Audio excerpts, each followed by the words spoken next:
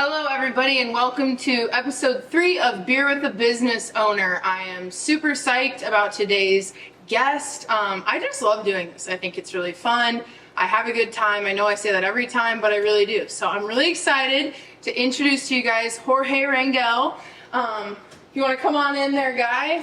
So welcome to Beer with a Business Owner. Thank you for having me. Yeah, don't run into that mic. It's super hooked up and really legit, so we wouldn't want you to mess anything up. All right. Yeah, so tell us what's your business? Well, I own Hunndred Films. We're a media company. We do video production, a lot of video advertising. We shoot commercials. Sometimes we cover events. Sure. So we do a lot of business around here, the Quad Cities, mainly Chicago as well, but I've gone as far as Houston, Atlanta, LA for just shoots in general. So we will travel for the right shoot. Awesome. So it's fun. Yeah, I bet. Fun. Well, we'll get more into that. You can move this if it's like in your cheek. I feel bad that I made you sit by that one because again, we all know they're super legit, really enhance everything we're doing. Okay, so we're gonna play a game. Yeah. To start, right? That's how we traditionally do the things here at Beer with Business Owners. So Look for it. we are at Proof Social, everybody, which we thank Brian so much for opening up early for us and hanging out and letting us take over his bar and have a beer while, they wait to open. So, all right, here's the game. So we're going to play like a spinoff of Two Truths and a Lie. Yeah. Okay, so it's going to be, I'm going to write a truth and a lie, and then you're not going to know which one's which, obviously.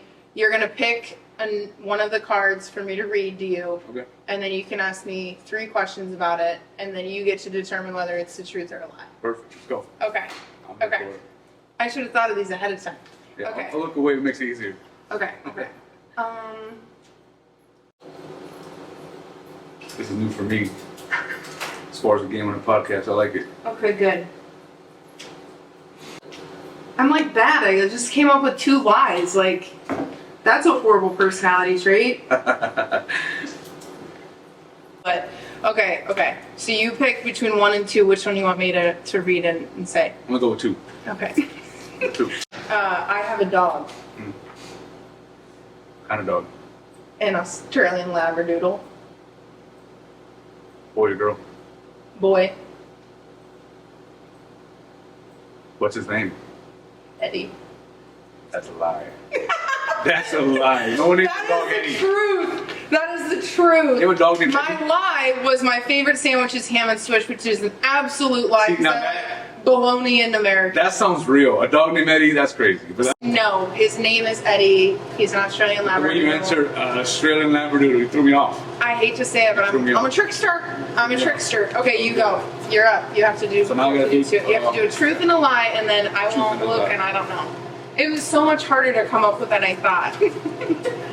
No, on the spot, especially. But ham and Swiss is not my favorite See. sandwich. Do that time lapse sound effect later. I will. Doom, doom, I will. Doom. Here we go. Okay. Okay. I want number 1. 1? 1. Okay. You have to read I have it. to read it to you? Yeah. All right. I'm originally from Texas, but I grew up in Colombia. Okay. What part of Colombia? Medellin. Okay. What year did you move to Colombia? Colombia? I grew up in Colombia. But you're originally from Texas. Yeah, that's a good question. 98. That's a lie. That's a lie? It's a lie. Is it a lie? It's a lie. You said I grew up in Colombia. I'm like, yeah, but It's a you're lie. originally from Texas. It's a lie. Caught him in the lie. Wah, Yes. wah, wah. I grew up in Mexico, not Colombia. Okay, you grew up in Mexico, not Colombia. I was like, let me Okay. throw that in there. Nice. Well, good shift on words. Okay, we'll come back. We'll do another one in this in a minute. Let's segue into that. Okay, you grew up in Mexico, not Colombia. You grew up in Mexico. Let's talk about that. Okay. Yeah, I was born in Texas. Where in the minute Texas? I was, Eagle Pass, like Okay. right border south, Sure. right border town. The minute I was born in Texas, I was back in Mexico. My family was there, so I grew up there till about 7, 8 years old, and then I went back to Texas and started school there. Okay. So, fun fact, I did not know English till I was about 8. Really? And yeah, I just figured it out from there. But it was a good time. I would say Yeah. it was some of my best memories were growing up there, just worry free. And Yeah. Just growing Yeah. up. But Awesome. yeah. So you went to school in Texas. What did you go to school for? Yes, I went to school in Texas, and I moved here. Well, let's back a little bit. I went to school in Texas till about maybe 6th grade. Okay. Then I went way out here to Iowa just for some family stuff. But yeah, it was just general stuff. Played football for a year. Yeah. It was really easy. It was just real laid back compared to, I guess, a big city with traffic. Right. So I was like in the outskirts of city, so it was amazing. Yeah. It was good. I was gonna say, what was the transition like from Texas, Mexico living to here? Like, what was the biggest differences? Why did you like it here? Right. I'd say the biggest transition was seeing people that I hadn't, I guess, came across on a regular basis. It was cool because no one speaks Spanish here on the regularly, like out in the open, and over there, you were in Texas, but everybody spoke Spanish for the most part. Right. I felt like it was not a big deal. Well, especially where you were at. Yes, exactly where I was at, and I think that was the biggest transition. I would say, just coming to like a different culture shift. So it was good. I liked it, and the thing I liked the most too is I guess there was a lot more opportunities coming up here as far as like networking and even being a business owner and all that. You can do that out there, but you're very limited on resources and where you can go and kind of and being here next to bigger cities and so close to Chicago, it's been amazing. So. Yeah, I bet. And especially for what you do, right? I feel like being able to, be in this kind of culture and be in this kind of like Midwest climate, but at the same time being able to, like you said, Chicago's its own beast in and of itself, right? But being so close to it, being able to, utilize the opportunities they have there, especially for like video work and things like that, has got to be awesome. Yeah, it's not too far. Worst case scenario, you might have to stay at night and come back over here, and not drive back the same exact day for a project. But yeah, most of the time for any shoot like that too, it's definitely worth the drive. It's not very far. Right. So how did you know this is what you wanted to do, or how did you give me the come up story? How did you know that this is what you were going to do, or how did you find yourself in this hobby and then turn it into a job? That's a good question. I would say maybe coming out of high school, I was shooting a lot of videos for friends of mine.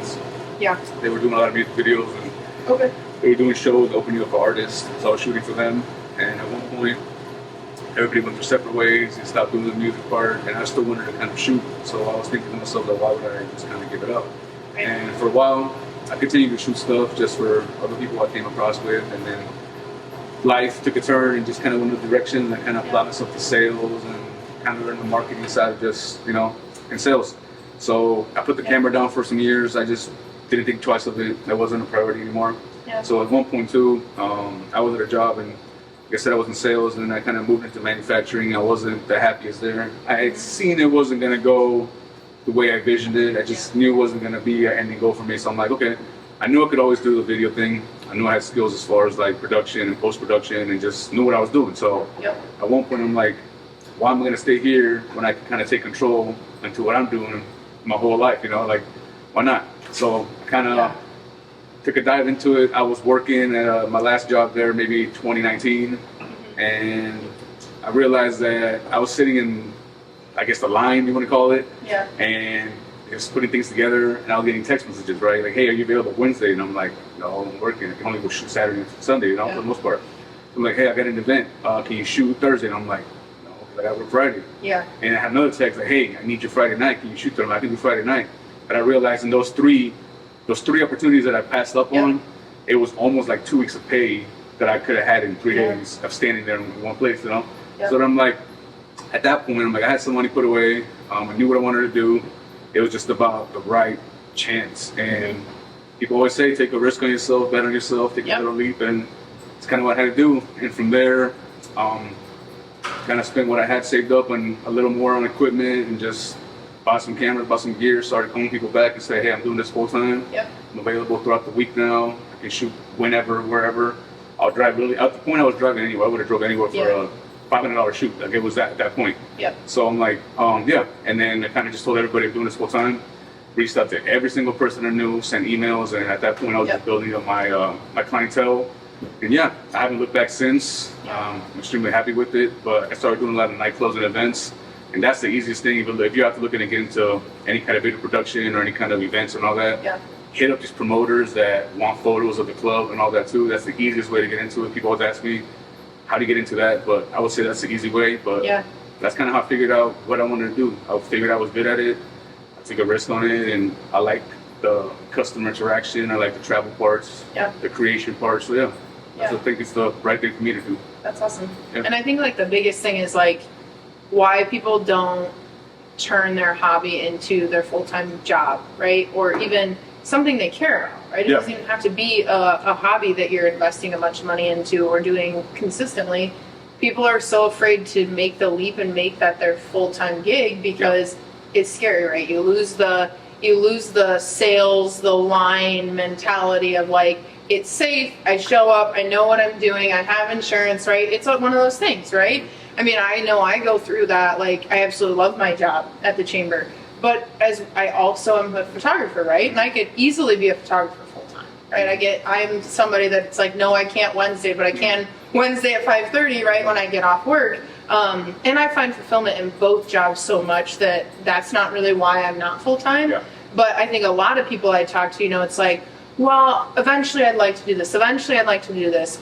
But it's one of those things where like, when does eventually become like, I should have, And I think that's one thing that it's really scary for me to think of when I'm, interacting with other small business owners or other entrepreneurs of, you just have to take that chance. You have to do those things because if you're not finding fulfillment in what you're doing, you got to find something else. Correct. And I think it's a huge thing that people forget to do, right? Because it's that safety net. It's like, someday I'm going to get married. Someday I'm going to have kids. I have to have all these things lined up, right? It's like that factory mentality of like, here's what we do next in life, right? And it's somebody came up with those rules, and they don't really mean anything, right? You can do whatever you want. Going following blindly, and I mean, nothing wrong with it at all if you're happy with what you're doing. Right. But you got something in the back of your head that you want to give a try, that you're capable of.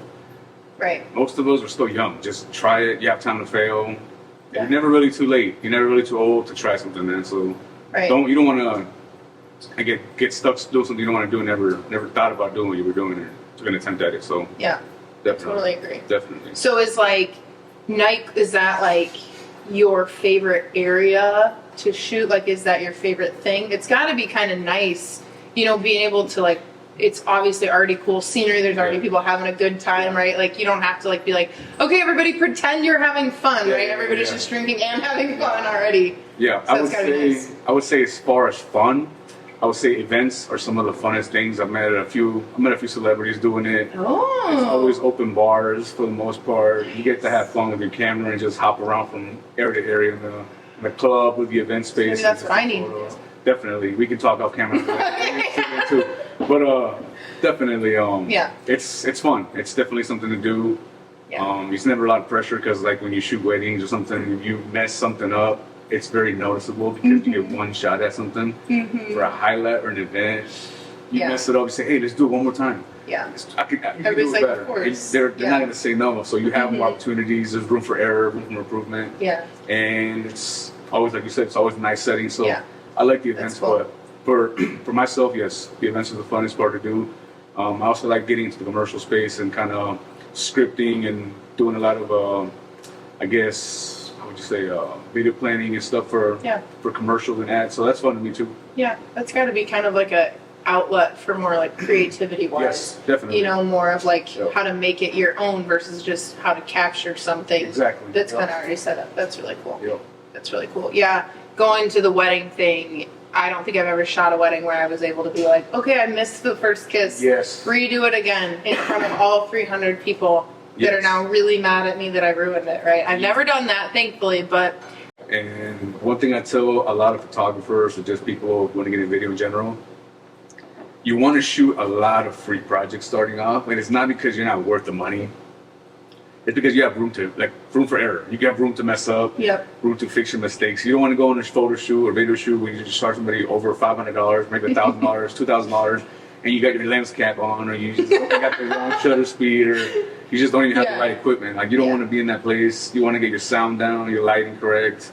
You want to make sure whatever price you charge, or if you're comfortable charging, you bring that value. It's not just about, I need $5,000, so and then you don't deliver. No, it's like it has to match what you. Yeah. So definitely take a lot of free projects on. Work with your friends. Most of us have friends who want photos anyway. Yep. People want videos. If you have friends who have businesses, call them. Be like, hey, you have a pancake house. Let me go shoot you make some pancakes.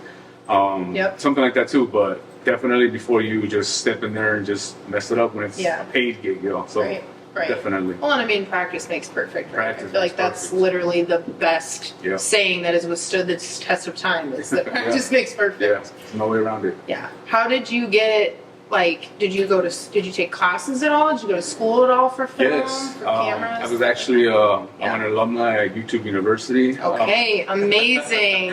No, I didn't go to school. What a for nice this. degree that No, is. I'm Free one of those scholarship. people. I'm one of those people who just soaks up anything I watch.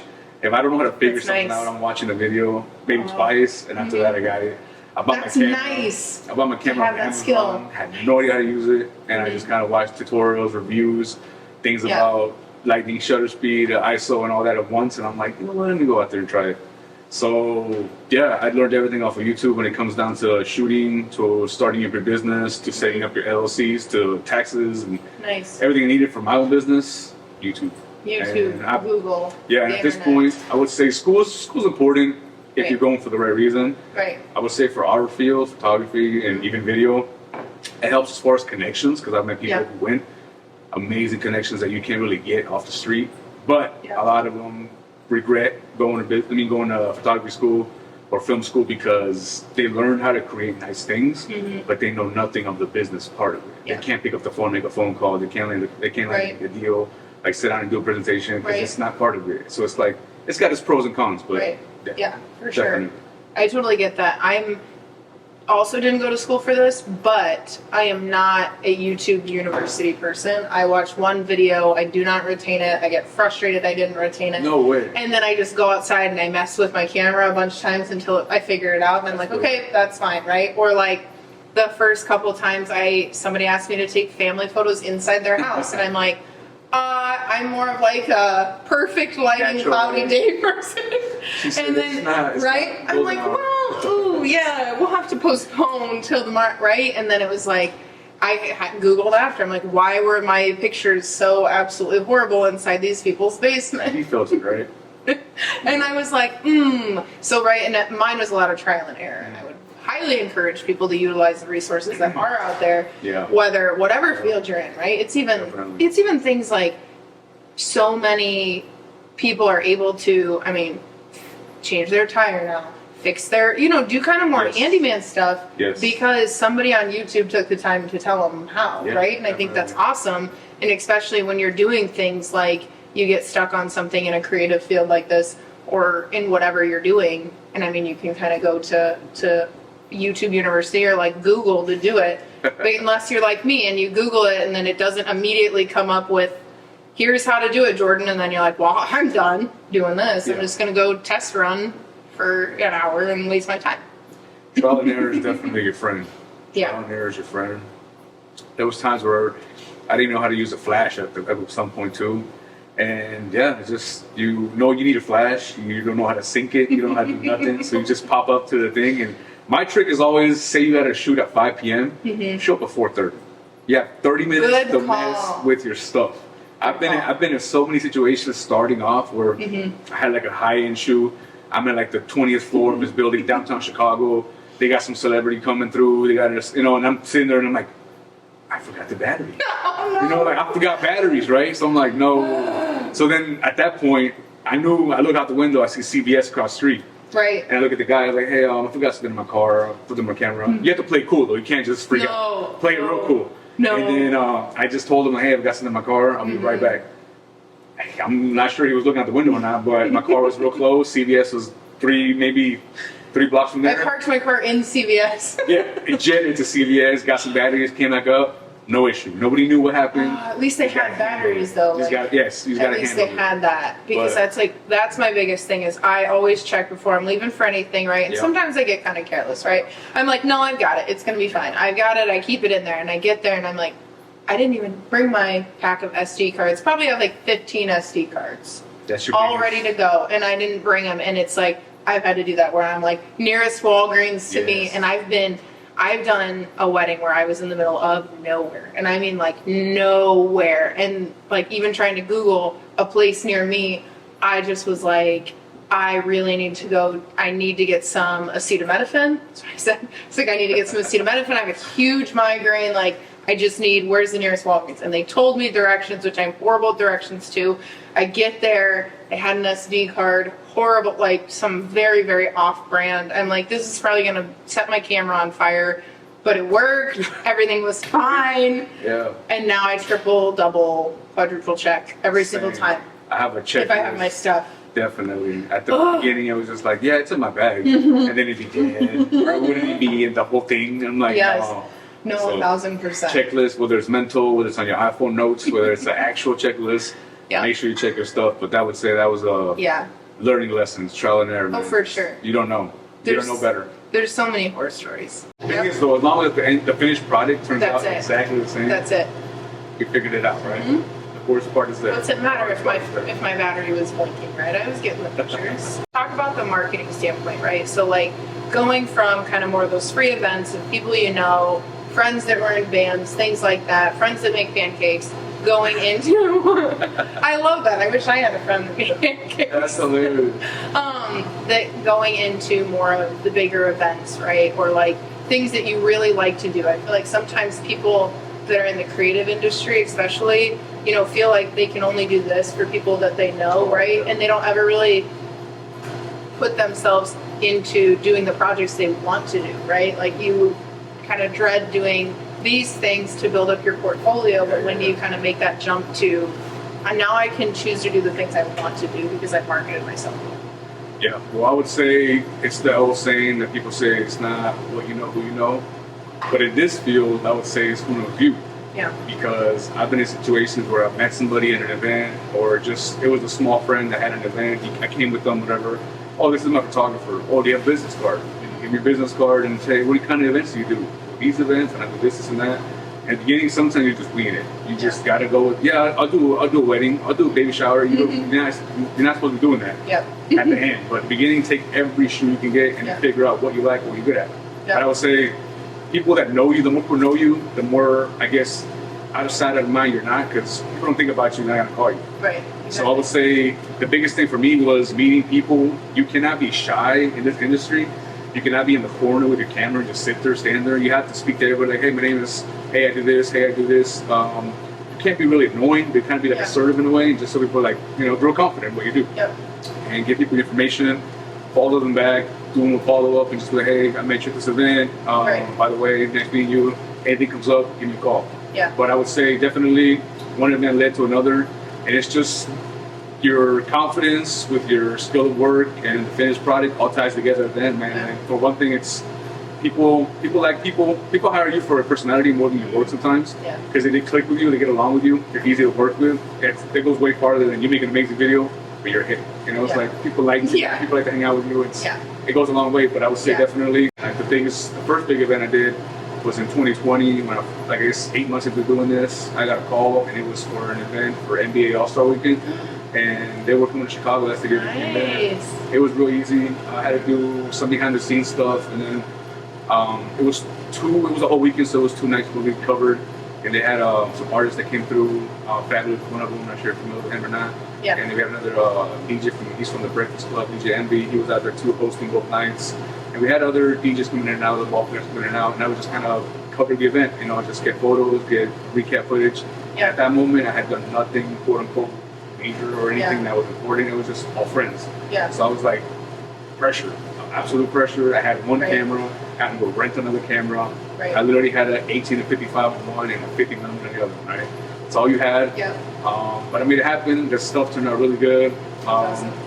And from there, it was just more shoots. I started working with agencies. And once I got work with one agency and I had enough with them, it was more of like, how can I pitch this to other people? So at that point, you have a good portfolio and you know you work in a certain field, reach out to other people who are doing the same exact thing. Like, just because you work with one barber or with one restaurant doesn't mean you can't work with another. Right. If they sell tacos and do this thing, you just take photos of the pizza, it's the same exact food, same concept, just apply it differently. But it's definitely telling people you do, being assertive, just try to land meetings. People want to meet you. Like the whole in-person thing is not dead. I don't even drink coffee. Not at all, I don't even drink coffee. And I've done But you go so coffee many coffee meetings, meetings. But it's still about meeting the person. So like that $20, like I don't drink the whole thing, but that $20 of coffee is definitely worth the meeting. Right. Like I said, I've done it in coffee shops, breweries, bars, and it's just about getting in front of that person and I guess delivering what you have and seeing you guys vibe and clicking Right. stars that. And if you guys even get along with the first thing, your product matches what what your description, you should be fine as well as that. Right. I totally agree. And I think a huge thing is what you kind of alluded to of like your personality and your product go hand in hand, right? Definitely. You have to be able to relate to people, and I say that to everybody I know, right? I think that I'm a good photographer, but I think I book 99% of my clients based on my personality, Right, and that right. they know they're going to have a good wedding or a good family session because I'm fun, right? And that we're going to be able to vibe, but I'm also going to be able to give a good product, and obviously I get the exact same vibe from you, right? And I think that is a huge barrier that people are like, okay, I have this great product or this great service, but I'm afraid to put it out there, Yeah. or I can put it out there over social media, but I don't want to like call you, I don't want to meet Yeah. you and talk to you, right? But I mean, that's how you sell people, and that's how sell you get to know people. And if they don't utilize your services, a good chance they know somebody that will, right? And it's the same thing that you said of taking whatever you can in the beginning. If they're going, we want some video of a baby shower and stuff. I mean, but as soon as somebody else from that baby shower goes, okay, well, do you do wedding videography? Do you do commercials? I have a pancake house. Do all these different things? So it is all about kind of building that portfolio, and like you said, putting yourself in front of those people and not being afraid to make those connections. Definitely. Someone told me earlier too that this whole thing is 90% business and 10% talent. And I was like, what do you mean by that? And I realized It's that now that if you cannot negotiate anything, you're going to be doing stuff for roughly nothing as your creativity, Yeah.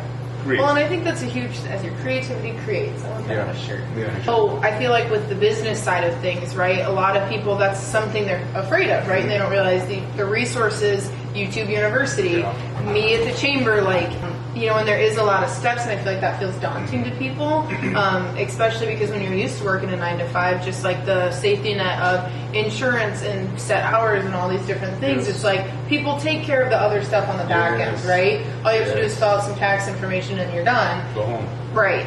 And with owning a business, it is a lot more, right? It's a lot more paperwork. You got to figure out how to use QuickBooks when you're not a numbers person, which is me. All these things, like, especially when you're in the creative industry, right? Like, you probably chose to do these things because you didn't want to be an accountant. Like, I knew I didn't want to. I was like, what major can I have in college that I am not going to have to take a single math class? And I didn't, right? And that's why I have a communication and marketing degree. But when you do own your own business, all of these things, come along with that. And I feel like that's something that's daunting for people, but there's definitely resources out there to, learn with those areas too. There's resources for sure, and there's benefits to both, pros and cons to everything, of course. But I would say most people who get into this get into it for the wrong reasons. If you're looking to get rich off the 2 years you're doing this, you're off in the wrong note. You're not going to get rich off doing that unless you know the right people, the right areas, and that's like a one of a lifetime thing. Because most people do it, and I did it myself for control of my time.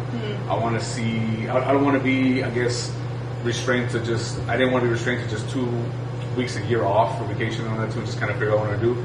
So it's like, what other way can you take care? I mean, can you take control of your, I guess, finances, your time, and everything all in one? Right. Besides working for yourself. So it has its pros and cons. You definitely have more to worry about when it comes to responsibilities, taxes. If you hire some other people and now they're your responsibility, I'm sure you know when you bring somebody onto another shoot, whether it's a freelancer or not, you have to watch them now. It's like somebody that represents your brand. So it definitely matters. And I would say definitely get into it for the right reasons, as far as like you love creating, but you also see endless goal for yourself. Don't get into it for just the money itself, because you'll be disappointed very easily. When you're not a millionaire after shooting video for a year. It's something that you can decide you're going to grow as a business or as a freelancer. All right, one more thing, unless you have anything else to add, I want to know what is your favorite part about being a business owner? Favorite part, I would say, touching back to what I said, is just connecting with people more than just like, I guess, being able to help, connecting with people in that way. And I've always met people that, oh, by the way, I've always thought about how to do this and never knew who to talk to. And I was like, oh, well, that's somebody I know, something I can do for you. I would say that's a good thing. The traveling is an amazing part. The control of your time, control of your finances is good. I haven't answered anybody besides the IRS is amazing. As far as like your scheduling is, if you want to work 16-hour days, you can. If you want to take a Friday off, you because you want to, you definitely can. Yep. But I would say, do not think you're starting a business because you don't want to work hard, because that's the wrong idea. This never ends. You can wake up at 6 in the morning, you're working until 6 in the morning if you want. Yeah. The next day. You can always find something to do, whether you're answering emails, following up with clients, editing, whatever business you're doing. Now you are the business. You don't get to go home at 5 p.m., clock off, and turn your phone off. You could, but it doesn't look good on your end. Right. It's like, if you want to handle everything the way it's supposed to be, you have to always be available in a way as far as that. Absolutely. But I would say that's the best part, is just controlling your time. Yeah, I totally agree. And I think to piggyback off that, you know, if you're leaving your 9 to 5 because you don't want to have a boss and, you know, you want it to be unstructured and stuff like that, you have to realize you're accountable for your own structure now. To edit pictures and to put all the time in and to meet with clients and to, you know, a lot of, especially outside of a 9 to 5, right? And I think a lot of people, you know, are very excited of the idea of starting a business, and I want people to be excited about that, but also to realize you're not running away from the responsibility of a 9 to 5. You're doing what you love versus what you didn't love, but you are doing it for yourself now, right? And you're putting more responsibility on your plate, which is awesome, because it's rewarding in the end, right? Definitely. And I would say as well, like I said, do not think you're doing this to work less. You're gonna work, I would say, less over the long run if you do it right, but in a day-to-day basis, you're gonna be working a lot more. Yep. You have a lot more responsibility. You have a lot more, like at work, if you don't do your job, you're gonna get fired. You get a warning, someone's always over you, warning you. When you're home, when you control your time and everything, it's up to you to stay on track. You're accountable for yourself. No one's pushing you. It's so easy to get distracted. So for sure. And I think one last thing to be said is you're going to work more, but you're going to enjoy what you do. Definitely. Right? And I think that is the biggest takeaway of being a business owner, an entrepreneur, a small business, and an innovator and a creator. And so definitely. Thank you for coming on. I think this was great. I think the advice given and just the direction in your come up story was amazing. I think you do a great job. And I hope everybody continues to follow your journey and utilize your services. And we're proud to have you here in Muscatine. Thank you. Thank you, Pammy Jordan. Yes. This is Star Muscatine. Any questions you have, just reach out to Jordan. She's been a great assistant today. Great interview. Thank you for having me. Thank you. All right, and we will be back with another episode of Beer with a Business Owner next time. So, bye. Cheers. My empty beer.